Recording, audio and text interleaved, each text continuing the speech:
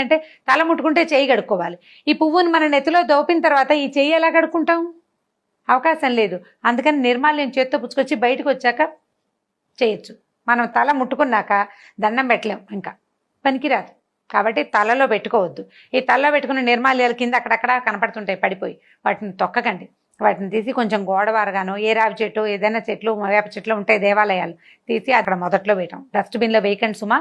పువ్వుల్ని వాటిని కొబ్బరి చిప్పల్ని వాటిని ఒక పక్కకి ఒక వారకి వేయచ్చు, అవి ఎలాగూ తీసేస్తారు. కాబట్టి శ్రద్ధగా ఏ పనైనా చేయండి. దేవాలయంలో ఎంత చిన్న పనైనా మీరు శ్రద్ధతో చేసింది సేవగా స్వీకరించబడుతుంది స్వామి చేత. అది ఆయన అయ్యవారు కావచ్చు, అమ్మవారు కావచ్చు, వినాయకుడు కావచ్చు, కుమారస్వామి కావచ్చు, ఎవరైనా సరే మీ శ్రద్ధనే అక్కడ తీసుకుంటారు. కానీ మనం తెచ్చిన బోల్డ్ అని పళ్ళాల నిండా పళ్ళు, కవర్ల నిండా పువ్వుల్ని తీసుకోరు. అవి ఊరికే యాంత్రికంగా తీసుకోబడతాయి. నిజంగా తీసుకోబడేది మీ శ్రద్ధ. మీరు ఎంత